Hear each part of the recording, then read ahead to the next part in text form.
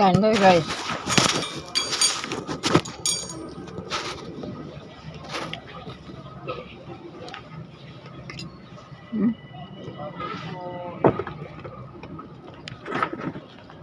Usog-usog kunti. Against the light pala.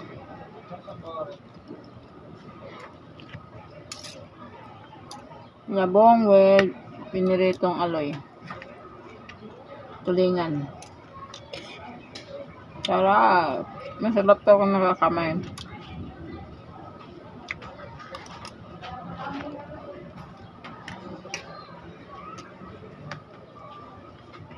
Mas masarap kung nakakamay.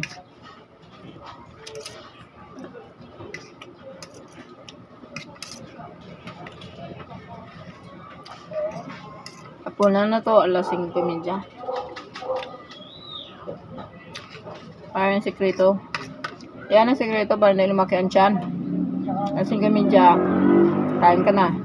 Dating alas 8, tulog ka na. Tunaw na yung pagkain mo. Hindi ka magkakaroon ng bilbil. Totoo yan. Prove ko na yun sa akin. Sarap.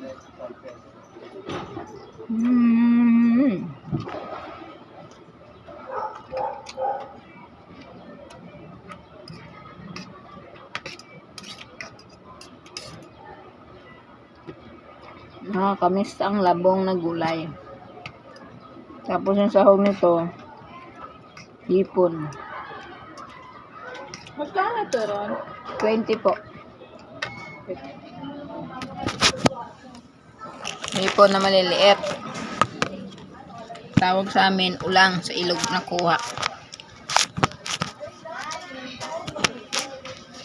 Sa ilog to nakukuha, guys. Yan o. Lagyan sa usawan. Kunti.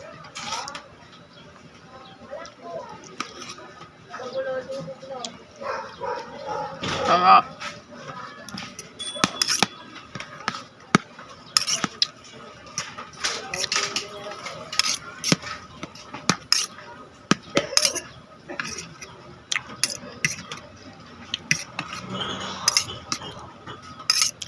Thank you sa kapatid ko, Sis Cecil. Tinda niya to nagtira pasa sa akin. Healthy food.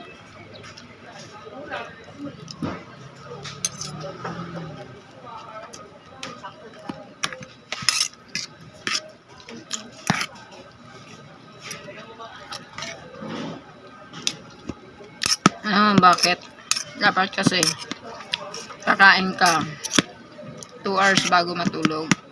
So, ang kain mo natunaw na yon. Hindi ka naman magugutom yan, guys. Pag sanay ka na, nakakaramdam ng gutom. At least matutulog ka, hindi mabigat ang tiyan mo. Yan ang tama talaga yan. Healthy talaga yan. Niwala kayo sa akin. Pero na sa inyo yan, kung maniniwala kayo, hindi. Sa inyo pa rin yung huling desisyon. Hindi na sa akin. Ako, advice na naman yung sa akin, suggest lang pala.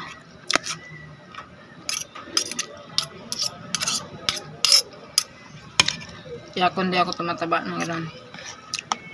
Nabilis na ako pumayat eh. Mahirap akong mapapataba.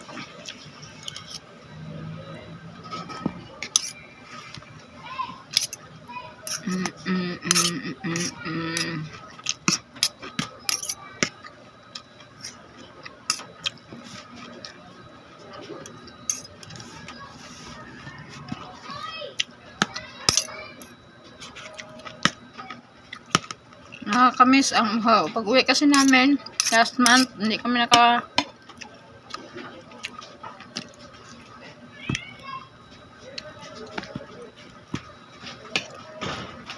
tayo nakaluto ng labong kasi hindi pa panahon ng labong yun. Tag-araw, walang labong.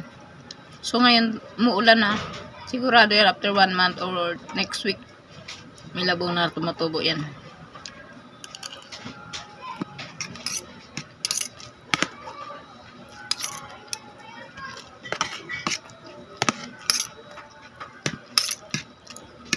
Sa labong, kanya-kanya tayo styles pagluluto. Sa amin ginagataan. Pero, iiwain mo ng manipis. Asin manipis. Ay, matigas. Tapos, dudurugin mo rin yan sa, lalamasin mo siya sa asin.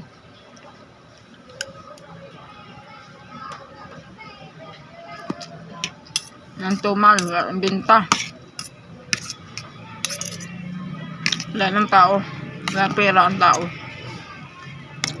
Kasi, this week, mga graduation. So, may mga ano,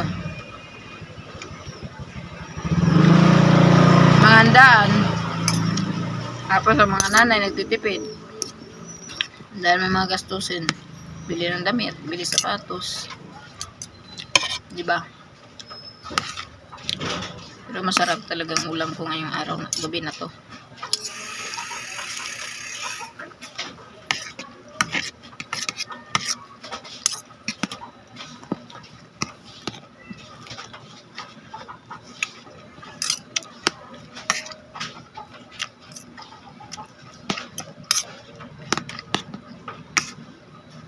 Kayo, ano ulam nyo? Wala pa, iniisip pa, maaga pa eh. Saing ka lang. Saing na kayo guys. Bang maaga pa, may araw pa kasi mamaya gabi na. Walang gas ang ilaw, kingge.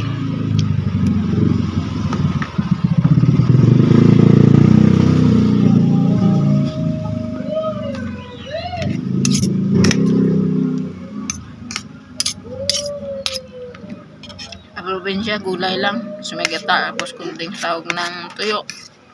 O kaya hipon galing ilog, isda galing ilog. Okay na. Solve na yung problema natin. No? Ganun lang kababaw ang kalagayan natin sa mga probinsyano.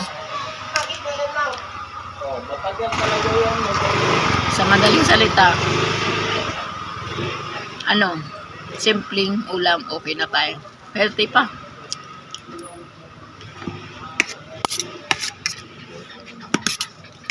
Kumpara mo ngayon, processing food, mga ganun, mga bata, hindi healthy. Pambira ka maka.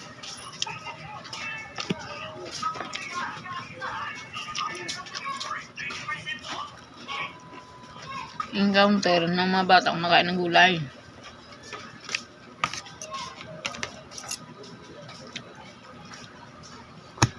Madalas, ayaw ng gulay. Hindi daw masarap. Makapal, matigas.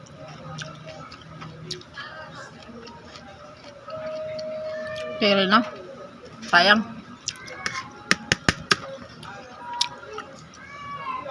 Matigas oh. Parang kawayan talaga. Parang kawayan talaga siya.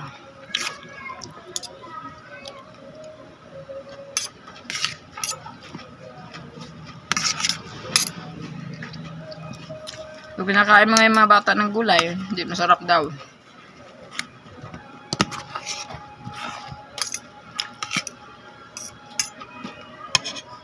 Pero tayo mga probinsyano, lumaki sa gulay, sarap na tayo. Kahit puro gulay lang, wala yan tuyo dyan, o isda. Sold lang.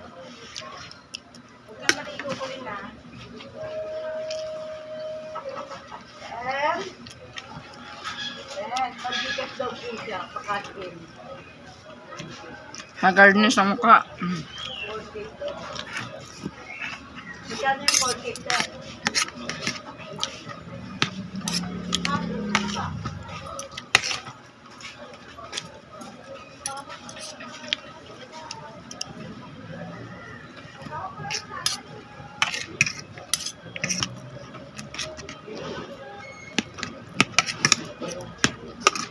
Ang sarap sa labong, ibase na salad. Tapos ito yung magata. Nagata nilalagyan ng saluyot, madulas. Sa mga hindi kumakain ng saluyot, madulas, sorry ah. Pero yun ang gusto namin. Na Ilonggo. Part in Ilonggo. Panahon din na ngayon ng saluyot. Sa mga maisan, tutubo yan kasi mula na, biglang tutubo yan. Ang bunga kasi nun, pag tuyo na yung bunga ng saluyot, nililipad ng hangin yan. Kaya kung saan natutubo ng mga maisan. Tumubo yan. Tsaka spinach, yung native red na spinach, may mga tinik. Tutubo yan pagdating ng ulan, tutubo ng bigla yan. Ganda-ganda pa ng dahon. Malaki. Ang lalaki ng dahon, ang tataba. Wala. Nangingi ang pusa. Kada kain ko nag-aabang talaga yan siya. Nabangan niya pag kumain. Nangingi.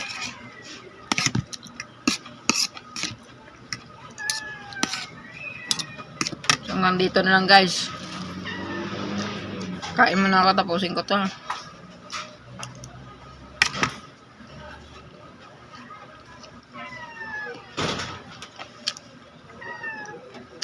Thank you for watching. Thank you for watching. Thank you for follow. Pag hindi ka pa nakapollow, please follow my page. Thank you for subscribes to my YouTube channel, Chingay TV guys. I will follow back you. And then I will subscribe back to you. Please like and click the notification bell to my YouTube channel. Of course to our page. Share to our video. Thank you for watching. Have a Wednesday afternoon, morning, and noon. Ingat po tayo lahat. God bless us all. Bye-bye. Her alarm goes off and she gets up to watch the morning news. Doesn't work no more but tells a lot of stories about her youth.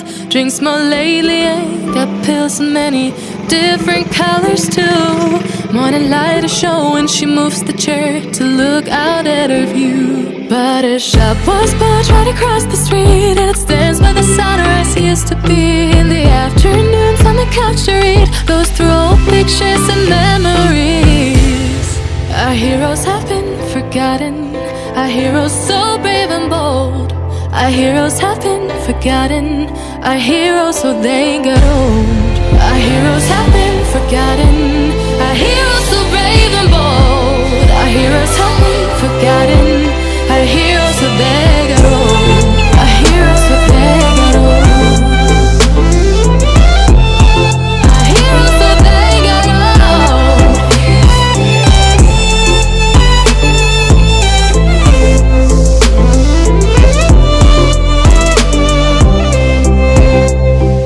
Smiles they fade because her dad only visits once a month. Since she got a family of her own, it's kept the two apart. Used to have so many visitors, but now the only one is the nurse that helps her move the chair to look out at the sun. But her shop was built right across the street, and it stands where the sunrise used to be. In the afternoons on the couch to read, goes through old pictures and memories. Our heroes have been forgotten, our heroes so brave and bold. Our heroes have been forgotten, our heroes so they got old. Our heroes have been forgotten, our heroes so brave and bold. Our heroes have been forgotten, our heroes so they got old.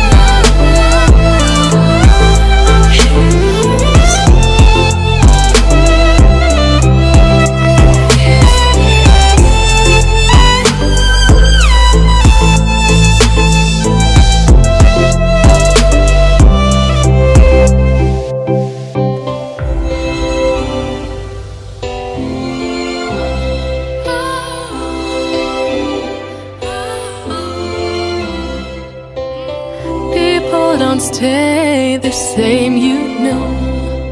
I just hope their stories will still be told.